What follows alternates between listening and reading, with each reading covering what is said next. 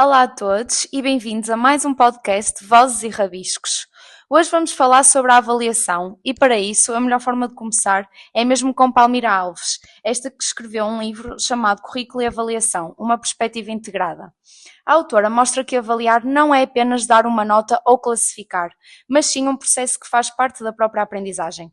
Portanto, ao longo do livro, a Palmira Alves faz uma viagem pelas principais mudanças na forma de entender a avaliação, uma vez que durante muito tempo avaliar era quase sinónimo de medir resultados, ou seja, o foco estava em verificar se o aluno atingia os objetivos definidos, normalmente através de testes e classificações. Mas esta visão, apesar de útil em certos momentos, é bastante limitada, porque não só ignora o contexto, como o percurso e as diferenças individuais de cada aluno. A autora explica então que, aos poucos, esta forma de ver a avaliação começou a mudar. Deixou-se de encarar como uma ferramenta de controle e passou-se a vê-la como um instrumento de aprendizagem. E, portanto, é aqui que entra o conceito de avaliação formativa, uma avaliação que acompanha, regula e apoia o progresso dos alunos. Mais do que medir, esta avaliação ajuda o aluno a aprender melhor e o professor a ajustar as suas estratégias de ensino. Um dos conceitos centrais do livro é o chamado modelo de referência do avaliador, baseado nas ideias de Agi. Palmira Alves lembra-nos que avaliar nunca é um ato neutro. Cada professor avalia a partir das suas próprias experiências, valores e expectativas, ou seja, todos nós temos uma espécie de grelha de leitura, uma forma pessoal de interpretar o que vemos nos alunos e, por isso, a formação em avaliação é tão importante, uma vez que ajuda o professor a olhar de forma mais consciente e justa para o trabalho dos alunos. Para além disto, com a reforma do sistema educativo e o despacho normativo número 98A/92, a avaliação passou a ter uma função mais formativa e positiva.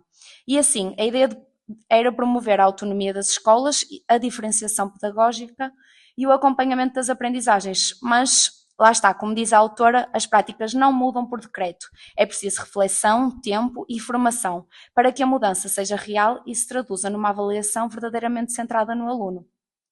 Então, Palmira Alves também distingue duas visões dentro da avaliação formativa, a behaviorista, que se foca mais nos resultados e na correção dos erros, e a cognitivista, que se centra nos processos mentais, ajudando o aluno a compreender o que errou e como pode melhorar. Aqui, o erro deixa então de ser algo negativo, passando a ser uma oportunidade de aprendizagem. Por fim, no último capítulo, chamado mesmo de uma avaliação de pontos a uma avaliação de ponta, o contributo da referencialização.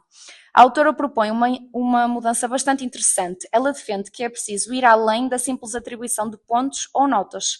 Avaliar de ponta significa avaliar com base em critérios claros, partilhados e significativos, de forma que todos saibam o que é esperado e como podem evoluir.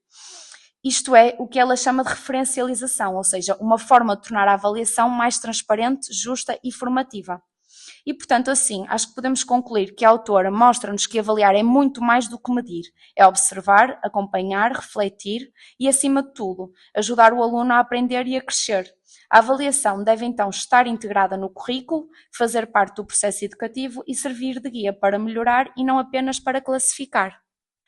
Em relação à perspectiva de Domingos Fernandes, que é um dos principais autores portugueses sobre a avaliação educativa, este defende que avaliar é muito mais do que classificar, ou seja, é um processo essencial para melhorar as aprendizagens. Segundo o autor, ainda há pouca construção teórica no campo da avaliação, porém ele sabe que criar uma teoria é difícil porque envolve várias dimensões como as pedagógicas, psicológicas, sociais e éticas. No texto, ele defende que uma teoria da avaliação das aprendizagens é fundamental para orientar professores e investigadores, pois sem uma teoria sólida, as práticas avaliativas ficam um pouco fundamentadas e dificilmente melhoram. Este autor apresenta-nos então duas tradições teóricas, a francófona e a anglo-saxónica. Na francófona há um foco na regulação e autorregulação das aprendizagens, um foco em compreender como os alunos conseguem aprender, utilizando a avaliação formativa para lhes permitir regular autonomamente a aprendizagem. Neste caso, o feedback é necessário, mas não suficiente. O papel do aluno é central e autónomo e há uma mínima intervenção do professor, pois os alunos devem ter espaço para autogerir a própria aprendizagem. O professor apenas transfere a responsabilidade para os alunos, incentivando a autoavaliação e o conhecimento dos objetivos a atingir. A tradição anglo-saxónica centra-se no feedback do professor e está ligada às interações sociais e culturais nos processos de ensino e aprendizagem. Neste caso, a avaliação formativa é vista como um processo pedagógico, orientado e controlado pelos professores. E neste caso, o papel do aluno é mais orientado, recebendo instruções e correções para desenvolver as competências previstas no currículo. Ambas estas teorias valorizam a avaliação formativa, mas com papéis diferentes entre o professor e o aluno. Depois de nos apresentar estas duas tradições teóricas, ele apresenta a sua proposta, uma avaliação das aprendizagens e não para as aprendizagens. Esta é uma distinção que ele salienta ao longo do texto, sendo a avaliação das aprendizagens a avaliação formativa e a avaliação para as aprendizagens a avaliação sumativa. A proposta então é a avaliação formativa alternativa. Esta é uma avaliação que deve permitir conhecer os saberes, as atitudes, capacidades e os estágios de desenvolvimento dos alunos, enquanto fornece orientações claras para o seu progresso. Só pode ser considerada verdadeiramente formativa se os alunos perceberem as diferenças entre o seu estado presente e o estado que devem alcançar e do que é necessário para reduzir ou mesmo eliminar estas diferenças. O objetivo é regular o processo de aprender, não apenas medir resultados. Há um envolvimento do feedback diversificado, promovendo a autorregulação, tarefas abertas e variadas, a participação ativa dos alunos e a integração com o ensino. No seu texto, o autor também analisa várias perspectivas de outros autores sobre a complementaridade da avaliação formativa e sumativa, chegando à conclusão que, para ele, estas duas não são opostas, mas sim complementares. Numa visão assim mais generalizada, a formativa melhora o processo e a sumativa registra o resultado. Juntas, ele acredita que tornam a avaliação mais justa, contextualizada e significativa. Para Carlos Rosales, avaliar é refletir sobre o ensino. Também como falou Palmira Alves e como a nossa colega disse no início, o papel principal da avaliação é servir de instrumento de melhoria de metodologias e recursos para os alunos, mas também para os professores e para a instituição em si. Avaliar vai muito mais além de medir conhecimentos. Deve-se ter em conta todas as habilidades, as atitudes e o processo de aprendizagem dos alunos, mas também o desempenho e eficácia dos programas, dos recursos utilizados pelo professor. Trata-se de uma abordagem ativa, reflexiva e participativa, e tem como vista uma ferramenta de autorregulação, tanto para o aluno como ao professor.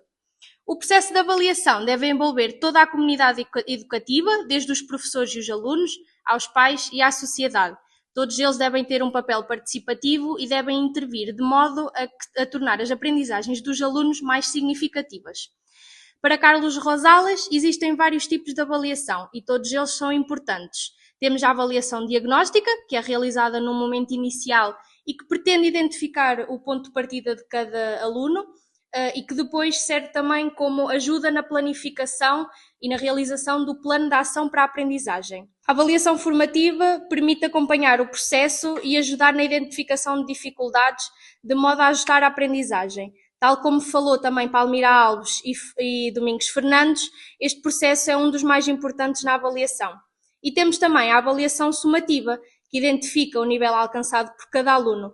Claro que este tipo de avaliação pode ter uma vista negativa quando usado isoladamente, mas que Carlos Rosales diz que não deve ser usada isoladamente.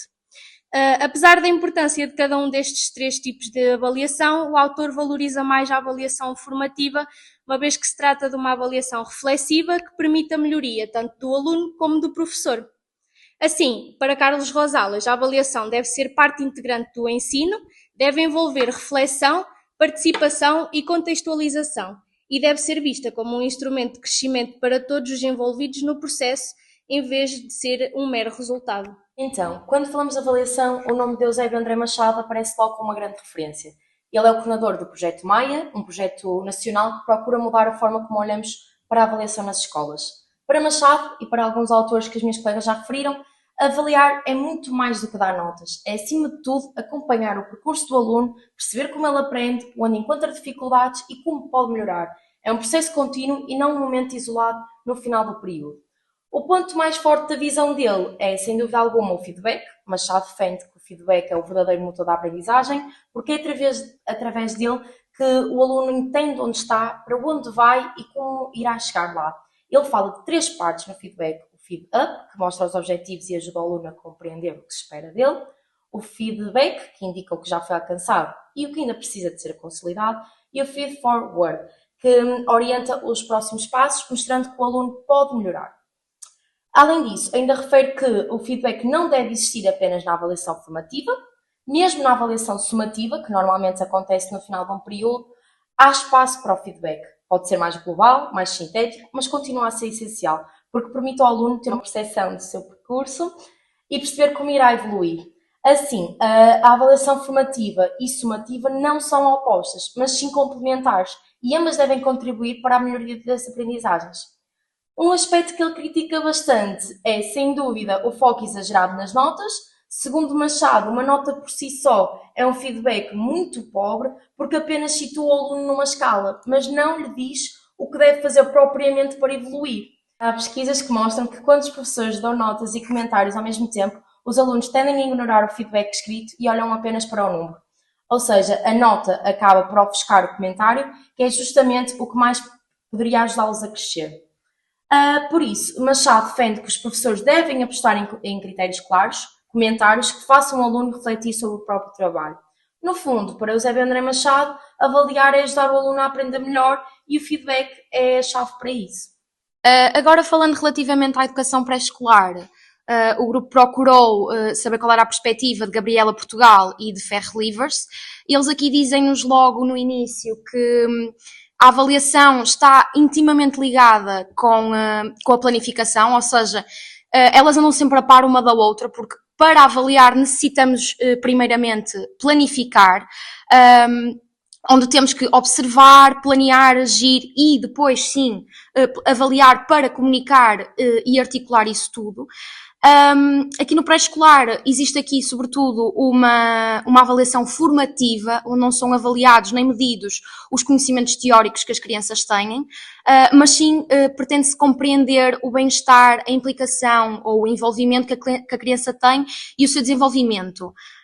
Portanto, aqui não são utilizados nem testes, nem exames, e a avaliação acontece aqui de uma forma muito natural. É através da observação direta e indireta feita pelo educador, e aqui o educador vai observando o dia-a-dia da criança através das suas atividades que vai propondo, ou até mesmo através das brincadeiras espontâneas que ocorrem ao longo do dia.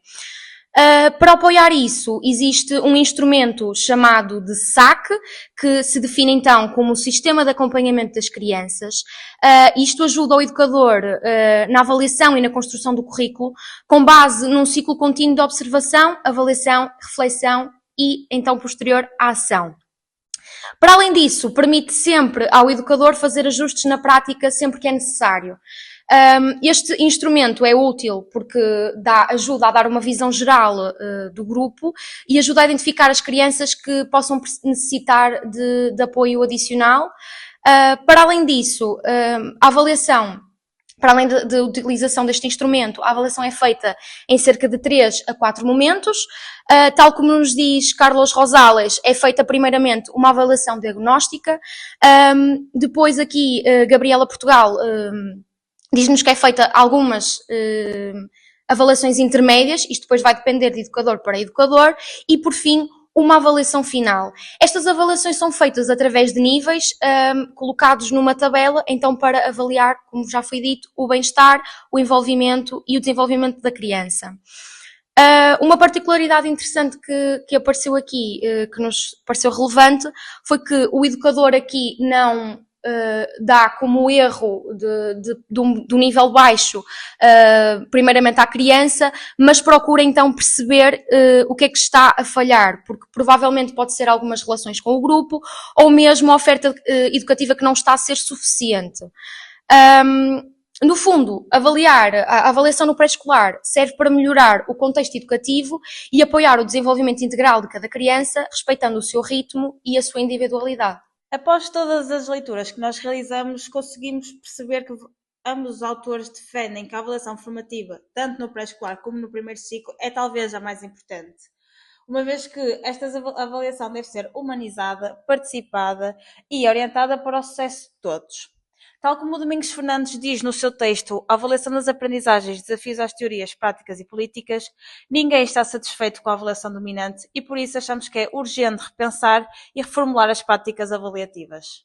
Podemos então agora dar como terminado mais um episódio do nosso podcast Vozes e Rabiscos. Esperamos que tenham gostado. Obrigada e até à próxima!